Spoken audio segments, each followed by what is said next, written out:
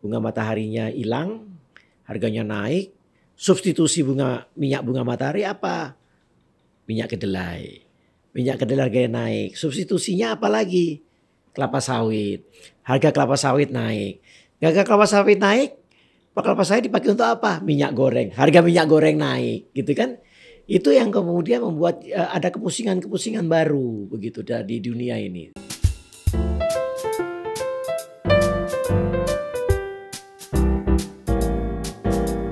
Jumpa lagi Sobat LPPI dengan kita di sini. Kita akan kembali mengadakan podcast LPPI, podcast untuk bisnis, ekonomi, dan finansial. Selamat datang Pak Mirza di podcast kita sekali lagi Pak. Terima kasih Bung. Apa kabar Pak? Sekarang makin sibuk ya Pak ya, karena sudah ada ditunggu amanat baru nanti ya, bulan-bulan depan lah, 3 atau bulan ke depan. Pak Mirza kebetulan kalau boleh kita informasikan, alhamdulillah mendapatkan amanah dari pemerintah untuk duduk di jajaran Dewan Komisioner OJK sebagai Wakil Ketua Dewan Komisioner. Tapi yang pasti sekali lagi beliau tidak akan meninggalkan jiwanya itu yang sebagai ekonom dan peneliti gitu ya. Jadi it's in your blood ya Pak ya. Sudah ada di nadinya Pak Mirza itu. Nah makanya kita berbincang lebih kepada ekonomi nanti secara umum. Oke Pak, kembali lagi soal itu Pak. Kalau boleh kita langsung Pak ya, mumpung Pak Mirza di sini nih. Tadi Pak soal pemulihan Pak. Sekarang kan PDB kita tadi saya bilang sudah 501 sudah benar-benar sudah rebound jauh dari 2 tahun belakangan ini Pak. Apakah itu sinyal atau tanda bahwa pemulihan yang sudah dilakukan oleh pemerintah 2 tahun belakangan ini on the track Pak? Ini kita harus flashback lagi ya, karena kadang-kadang kalau situasi udah normal begini terus masyarakat itu bisa lupa gitu apa yang terjadi sebenarnya 2,5 tahun yang lalu. Gitu. Jadi kalau kita lihat kan 2019 ya situasi kan normal-normal aja ya. Kemudian tiba-tiba awal 2020 heboh dengan COVID di dunia gitu.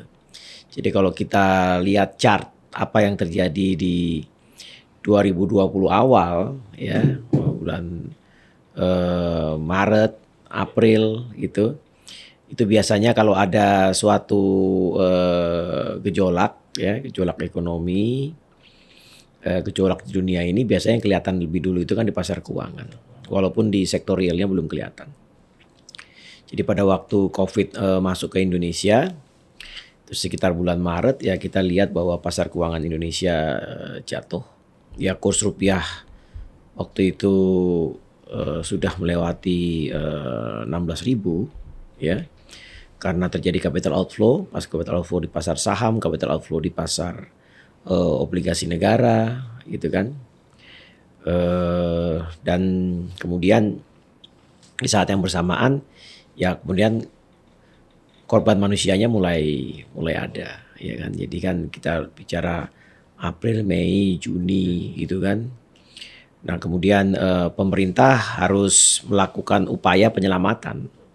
Ya penyelamatan manusia dan penyelamatan ekonomi gitu kan, sehingga kemudian pemerintah membuat Perpu ya, Perpu itu memungkinkan untuk pemerintah merubah APBN, memungkinkan untuk Bank Indonesia membantu pembiayaan APBN, memungkinkan untuk OJK merespons, membuat aturan-aturan relaksasi. Ya, memungkinkan LPS juga melakukan upaya-upaya untuk penyelamatan jika diperlukan, sehingga memang upaya itu kemudian memang sangat dibutuhkan gitu, sehingga kita lihat bahwa pemerintah harus membesarkan defisit dalam rangka untuk supaya pembiayaan penyelamatan manusia dan penyelamatan ekonomi gitu. Bank Indonesia kemudian melakukan pembiayaan APBN. Kemudian OJK melakukan relaksasi terkait aturan untuk pencatatan kredit bermasalah. Jadi perbankan, lembaga pembiayaan diperbolehkan melakukan restru tapi tetap dianggap lancar. Gitu kan? Itu kan sesuatu yang extraordinary gitu, karena biasanya kalau restru ya berarti tidak lancar kan begitu. Cuma ini dianggap lancar supaya apa? Supaya pencadangan tidak perlu dilakukan. Karena kalau pencadangan dilakukan itu bank akan mengalami kerugian besar, kemudian modalnya turun, sehingga kemudian bank menjadi bermasalah. Jadi, tapi dengan adanya relaksasi itu, maka relaksasi APBN membuat masyarakat bisa diselamatkan, membuat vaksinasi bisa dilakukan, membuat bansos bisa diadakan, membuat kredit KUR bisa diperbesar, bisa diberikan subsidi bunga dan sebagainya begitu. Kemudian Bank Indonesia membantu pembiayaan APBN, karena pembiayaan biasanya SBN itu yang beli kan gabungan dari dalam negeri dan dari luar negeri. Yang dari luar negerinya kan lagi sibuk memikirkan dirinya sendiri juga, ya kan. Dan BI tadinya cuma boleh beli di pasar sekunder. Ya, tadinya BI hanya boleh beli pasar sekunder, tidak boleh beli di pasar primer. Tetapi karena yang beli dari dalam negeri dan dari luar negeri itu sedang sibuk dengan dirinya sendiri, dan likuiditas juga pada saat itu ketat, sehingga kemudian ya Bank Indonesia ya memang diberi mandat untuk melakukan pembiayaan APBN. Nah, jadi kalau kita lihat ekonomi yang positif sekitar 5% di kuartal 1 2020 ya. Itu kemudian kuartal 2 2020 itu langsung nyungsep kan. Ya langsung turun drastis di ya sekitar 5% juga. Ya kan, jatuh negatif, tapi kemudian di kuartal 3 2020 walaupun masih negatif, ya kalau nggak salah masih negatif 3,5 gitu. Nah, sudah negatifnya sudah mulai mengecil. Kuartal 4 tahun 2020 negatifnya mulai mengecil lagi. Kuartal 1 2021 tuh kalau kita ingat, kita sebenarnya sudah cukup gembira. Betul, Pak. Tahu-taunya kuartal 2 tahun 2021 ada Delta. Ada Delta ya, Pak. Ya kan? Cobaannya belum selesai gitu kan. Dan Delta itu ya kalau kita ingat pada saat itu kan Delta luar biasa ya. Maksudnya kita di sekitar rumah saya itu tiap hari ada ambulan lewat sama masjid di sekitar rumah itu ya inna lillahi wa inna ilaihi raji'un gitu kan ya. Terus kan jadi memang jadi kuartal 2 2021 kita turun lagi gitu ya kan. Kuartal 3 2021 baru kuartal 4 2021 kita mulai naik lagi gitu kan.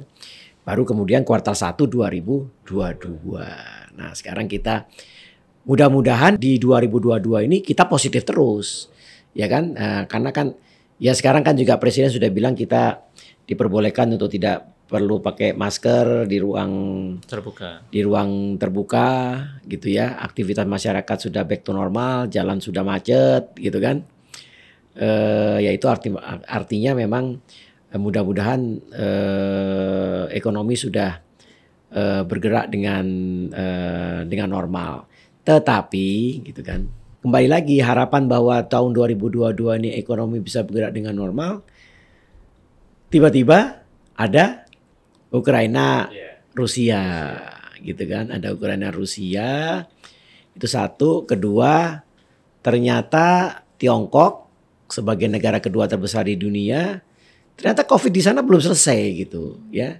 Tapi di sana Cina menanggapi dengan sangat ketat luar biasa, sehingga ekonomi China itu ya karena seperti di Shanghai orang nggak boleh keluar rumah lagi, sehingga ya aktivitas ekonomi di China agak melambat. Dan dunia ini kan kalau Amerika sama China melambat, ya kan pasti ekonomi dunianya juga ikut melambat gitu. Jadi ya kemudian ada krisis Ukraina Rusia ini yang membuat kemudian harga komoditi itu melambung tinggi. Jadi kita jangan terlalu bergembira dulu Pak ya dengan angka yang bagus di kuartal pertama ini yang kira-kira sudah bisa menyamai di triwulan pertama di 2020 ya Pak, karena masih ada beberapa yang ancaman yang bisa mengganjal lagi pertumbuhan kita tuh Pak, terutama di isu geopolitik itu Pak ya. Ya kita tentu harus optimis ya, tapi tetap harus waspada ya. Pada waktu tahun 2020, pada waktu manusia belum berani keluar rumah, aktivitas ekonomi mandek, itu harga komoditi energi, komoditi pertanian kan drop semua ya. Karena aktivitas kan berhenti, aktivitas manusia berhenti. Waktu tahun 2021 aktivitas manusia mulai ada, ya kan, orang berani keluar rumah, mulai berani keluar rumah. Kemudian kan orang berarti kan harus mulai melakukan pembelian lagi. Ya gudang-gudang di pabrik juga harus mulai diisi lagi dengan inventory. Jadi orang mulai melakukan produksi, perlu energi, perlu gas, perlu batu bara, perlu bensin. Back to normal ada ya, back to penyesuaian, normal, ya kan, ada penyesuaian. Maka kita lihat 2021 memang kemudian harga komoditi energi sama komoditi pangan naik gitu kan. Nah di situ sudah mulai kelihatan ada problem inflasi, kenaikan harga. Baik itu di Amerika, baik itu di Eropa. Tapi pada saat itu kita menganggapnya itu sesuatu yang normal. Karena dari aktivitas yang berhenti menjadi ada aktivitas ekonomi, orang melakukan pembelian makanan, pembelian energi, kemudian harganya naik, orang menganggap itu sesuatu yang normal karena kemudian diharapkan tahun 2022 harga yang naik itu akan turun lagi setelah supply sama demandnya. Ini kan ada demand jatuh, supply-nya banyak. Awalnya kan gitu, demand jatuh, supply-nya banyak, jadi harga jatuh. Pada waktu demandnya naik, waktu itu supply-nya belum ada, harga naik. Tapi orang beranggapan bahwa nanti supply-nya ketemu, harganya tahun 2022 akan turun. Tapi yang terjadi tiba-tiba ada Rusia Ukraina. Nah begitu Rusia Ukraina, beberapa harga komoditi penting di dunia yang diproduksi oleh Rusia dan Ukraina itu hilang di pasaran. Gitu. Nah itu yang kita lihat, Rusia dan Ukraina itu mereka penghasil gandum, ya kan? Mereka penghasil minyak bunga matahari, mereka penghasil minyak bumi dan dalam jumlah yang besar. Dalam jumlah yang besar, dan itu penting sekali untuk Eropa, penting sekali untuk dunia. Sehingga kita lihat harga gandum naik, sehingga membuat harga tepung naik. Harga bunga mataharinya nggak ada, bunga mataharinya hilang, harganya naik. Substitusi minyak bunga matahari apa? Minyak kedelai. Minyak kedelai harganya naik. Substitusinya apa lagi? Kelapa sawit. Harga kelapa sawit naik. Harga kelapa sawit naik, kelapa sawit dipakai untuk apa? Minyak goreng. Harga minyak goreng naik, gitu kan? Itu yang kemudian membuat ada kepusingan-kepusingan baru begitu di dunia ini. Efek substitusinya benar-benar kelihatan sekarang ya Pak ya. Betul. Jadi kalau dulu saya kebetulan memang belajar ekonomi juga, jadi ada efek substitusi, ada efek komplementer ya Pak. Ada sekarang betul. Lebih banyak substitusinya yang akan berimbas ya Pak. Barang-barang substitusinya naik. Memang orang bilang loh, kita ini penghasil kelapa sawit ya terbesar di dunia bersama-sama Malaysia gitu ya. Tapi unfortunately harga kelapa sawit itu harga internasional, sama seperti harga minyak bumi. Dan penyebabnya naik ya satu karena demand, kedua karena hilang supply-nya di minyak bunga matahari itu, kemudian minyak kedelainya naik, substitusinya termasuk CPO naik gitu. Nah itu yang kemudian membuat kepusingan-kepusingan baru gitu. Artinya dalam jangka menengah pun kita juga harus kembali siap terhadap black swan baru lah kalau gampang ya Pak ya. Sesuatu yang tidak terduga ya Pak ya. Betul. Kita kan nggak pernah menduga bahwa kita sudah melihat ada penurunan jumlah korban COVID, sudah ada pemulihan, tiba-tiba ada krisis di geopolitik di Eropa Timur. Nanti setelah mereka selesai mungkin ada lagi tantangannya apalagi. Nah, hal-hal seperti itu kan sepertinya dalam 10 tahun atau 20 tahun terakhir ini selalu ada gitu Pak, yang sering kali menyebabkan krisis dalam tanda kutip ya Pak. Misalnya tahun 2008, kita mulai 2018 mulai kelihatan lagi sekarang 2019 2020. Nah, kalau lihat siklusnya sekarang kan krisis itu kan tidak lagi seperti itu. Kalau saya masih belajar tuh krisis tuh 25 tahunan, 30 tahunan sekali, terus 20 tahun sekali, kemudian jadi 10 tahun sekali. Sekarang lebih singkat lagi krisis. Nah kira-kira dalam jangka pendek ini ada lagi kejutan ekonomi nggak Pak? Selain misalnya geopolitik ini udah selesai nih, mungkin Pak Mirza bisa menghitung-hitung setelah pemulihan nanti kan semua orang euforia nih, istilahnya bekerja kembali, kemudian inflasi naik lagi. Nah, apa ada kemungkinan krisis disebabkan oleh hal yang lain Pak misalnya Pak? Dalam kacamata analisis Pak Mirza. yang kita lihat bahwa tahun 2022 itu kenaikan harga itu kemudian akan back to normal, menurun. Jadi ada kenaikan harga-harga komoditi tahun 2021, 2022 kita perkirakan dia kemudian akan mulai turun. Ternyata tidak terjadi. Yang terjadi adalah harga komoditi pangan dan harga komoditi energi ternyata tambah naik. Kita ini ekspor batu bara cukup besar, ya kan? Harga batu bara masa normal itu sekitar 50 sampai 80 dolar per ton. Ya. Kalau masa resesi, masa pada waktu pandemi awal itu bisa turun sampai 30 dolar per ton, ya. Normalnya itu 60, 80 dolar per ton. Waktu tahun 2012 pada saat itu ekonomi Cina lagi tumbuh tinggi dan Cina itu memerlukan energi, jadi dia beli batu bara. Itu harga batu bara sampai 150 dolar. Sekarang gara-gara krisis Rusia Ukraina harga batu bara 400 dolar. Ya. Nah, terus orang bingung kan, ini batu bara fosil. Ya kan? Penghasil polusi, ya kan? Tapi harga batu baranya udah jadi 400 dolar. Eropa tergantung sama gas. Gasnya datang dari Rusia. Ya kan? Rusia sedang digempur habis-habisan. Sedang digempur supaya dia berhenti invasi ke Ukraina, sehingga ya dia alat pembayarannya, international paymentnya dihambat, ekspornya Rusia dihambat, sehingga minyak Rusia juga nggak bisa masuk. Minyak Rusia nggak bisa masuk, akibatnya apa? Harga minyak tambah naik kan? Iya kan? Iya. Nah, Eropa tergantung kepada gasnya Rusia. Kalau Rusia mau stop supply gasnya, gas Rusia mulai agak ngurang-ngurangi dikit gasnya ke Eropa. Terus seperti Jerman bingung, gas dia tergantung dari Rusia. Sementara dia batu bara dia udah tinggalkan, ya kan? Nah sekarang Jerman mulai mikir, dia mulai hidupin lagi tuh power plant batu baranya gitu. Jadi memang dilematis. Iya. Terus negara-negara lain karena lihat bahwa harga-harga pangan naik, semua terus takut nggak kebagian pangan.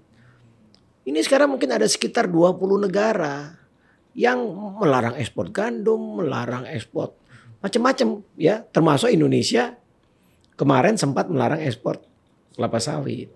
Nah kalau satu negara-negara yang merupakan supplier dunia melarang, yang terjadi harga naik apa turun? Harga naik, Pak. Harga naik. Jadi melarang itu membuat harga naik, bukan harga turun. Gitu. Itu namanya demand dan supply gitu. Nah, supply-nya hilang ya harganya naik. Kadang-kadang gitu. Setiap negara kan berpikir untuk dirinya sendiri. Betul. Secara global hal itu justru berakibat buruk untuk dirinya sendiri pada saatnya gitu, Pak ya. Betul. Nah, Indonesia agak boleh dibilang agak naik turun tadinya CPO-nya dilarang, sekarang sudah boleh. Apakah itu bagian dari kesadaran kita gitu? Nanti kalau kita larang malah nanti imbasnya ke kita lagi, atau ada hal lain, Pak? Jadi memang ini kerumitan kepusingan kita. Karena harga komoditi itu adalah harga internasional. Kita bicara minyak, kita bicara batu bara, kita bicara kelapa sawit, kita bicara karet, kita bicara timah, nikel.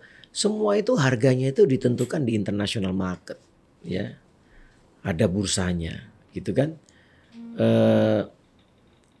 Sehingga memang harga di dalam negeri menjadi ikut harga internasional, ya. Sama kayak sekarang kenapa sih kok masyarakat bisa dapat BBM dengan harga murah? Emang harga dunianya murah? Harga dunianya nggak murah. Itu bisa terjadi, kita masih bisa beli BBM dengan harga murah karena pemerintah kasih subsidi, gitu. Jadi menjadi beban pemerintah, beban APBN. Nah, jadi memang kalau kita bicara seperti minyak goreng, ya, Saya sih melihat memang karena harga kelapa sawitnya tinggi dan ditentukan oleh internasional, memang suplai kelapa sawit ke dunia ini nggak boleh stop. Karena malah kalau kita stop malah akan membuat harga makin tinggi. Harga makin tinggi, harga minyak gorengnya makin tinggi. Gitu. Dan kedua kita membutuhkan devisa. Ya. Dan kita jangan lupa bahwa Amerika sedang menaikkan suku bunga. Kenapa Amerika menaikkan suku bunga? Karena masa recovery ekonomi itu inflasi mulai naik tadi kan, inflasi mulai naik, apalagi sekarang ada perang Rusia Ukraina, inflasi tambah naik lagi. Untuk menjaga daya beli uang, ya itu memang bunga harus dinormalkan kembali. Waktu masa sebelum COVID bunga Amerika itu sekitar 2,5-3%. Masa COVID bunganya Amerika 0%. Indonesia masa sebelum COVID bunga Bank Indonesia itu sekitar 6%. Masa COVID 3,5%. Nah sekarang Amerika harus menormalisasi. Nah Bank Sentral Amerika dianggap behind the curve. Ya kan? Sehingga dia tadinya maunya naikin 25 basis, 0,25, 0,25, 0,25. Ternyata inflasi Amerika sekarang sudah mendekati 9%. Yang normalnya antara 1 sampai 2. Terpaksa dia kemarin naikin 0,5. Bulan depan katanya mau naik 0,5 lagi. Bulan depannya lagi mau naik 0,5 lagi. Bulan depannya lagi mau naik 0,5 lagi. Sampai menjadi dia target paling enggak mencapai 2,5. Paling enggak. Sekarang baru 0,75. Nah, kita kembali lagi berarti kita mulai beranjak dari tadi sisi komoditas, pasar, dan nanti kita mulai ke moneter ya Pak, karena Bapak udah menyinggung soal the Fed ya Pak. Nah, Amerika sudah behind the curve dan mereka punya kemewahan lah dalam kebijakan moneter ya. Artinya mereka tidak perlu berpikir global yang ikut mereka gitu. Nah, Indonesia ini kan nggak bisa seperti itu Pak, tidak punya kemewahan seperti itu. Nah, kita beberapa kali sudah behind the curve seperti yang disebutkan beberapa tahun ini ya. Cuman kan sekali lagi faktor yang kita hadapi itu tidak cuma sisi global atau cuma sisi inflasi dalam negeri. Ada dua sisi dan banyak sisi, bahkan kita pernah ada trilema malah pernah trilema, berarti harus ada 3 yang dihadapi. Nah, menghadapi geopolitik, menghadapi kenaikan the Fed, menghadapi kemungkinan inflasi dalam negeri, ini BI seperti apa seharusnya Pak? Ya kan kembali lagi ya, kalau sebelum perang Rusia Ukraina, dunia itu melihat bahwa inflasi Amerika memang naik, inflasi Eropa naik, Indonesia inflasinya masih terkendali, ya kan? Harga komoditi memang naik tapi masih dianggap di level yang wajar, ya kan? Sehingga pada waktu di akhir 2021 itu skenario yang ada adalah Amerika akan naik, Bank Indonesia tidak perlu harus terburu-buru naik, sehingga yang dilakukan pengetatan lebih awal adalah terkait GWM, ya kan? Itu kan sebelum perang Rusia Ukraina. Perang Rusia Ukraina kan sekitar mulainya Februari atau Maret ya. Nah, kemudian tiba-tiba harga komoditi yang sudah naik tiba-tiba naik lebih tinggi, ya kan? Nah, akhirnya Amerika harus melakukan respons, ya kan? Amerika harus melakukan respon yang cepat seperti itu, sehingga kemudian walaupun Bank Indonesia belum menaikkan bunga, tetapi suku bunga di pasar obligasi kita sudah naik. Jadi kalau suku bunga di pasar obligasi kita yang kita bilang sebagai yield obligasi negara itu misalnya bulan-bulan Januari Februari sekitar untuk 10 tahun itu sekitar 6,3 6,4, sekarang udah 7,5 7,6. Sudah naik 130 basis. Begitu. Jadi suku bunga jangka pendeknya BI belum naik, tapi suku bunga jangka panjang yang terjadi di pasar sudah naik. Karena apa? Karena yield obligasi pemerintah Amerika juga sudah naik dari sekitar 1,5%, sekarang udah di level 2,5-2,8%. Jadi mereka juga udah naik 130 basis gitu. Artinya sektor fiskal sudah merespon cepat gitu ya Pak ya, dengan ada kenaikan yield gitu dan ya sektor kan itu kan market yang terjadi ya kan, akibatnya apa? Akibatnya ya pemerintah kalau mau menerbitkan obligasi mengikuti pasar kan, ya kan. Kalau 3 bulan lalu kalau pemerintah menerbitkan obligasi negara kosnya di 6,3, sekarang obligasi negara 10 tahun kosnya di 7,5, 7,6 begitu. Sedangkan BI kan kelihatannya masih tenang dengan sikap yang dari akhir tahun sampai awal Januari lalu. Ya, nah sekarang ya BI, pernyataan BI sekarang juga sudah lebih tegas gitu kan. Karena ini memang sesuatu yang tidak diperkirakan sebelumnya, adanya Rusia Ukraina ini. Oke, terima kasih Sobat LPP atas perhatiannya, atas audiensnya kita berbincang dengan Pak Mirza. Terima kasih sekali lagi. Terus simak podcast LPPI. Selamat siang. Terima kasih.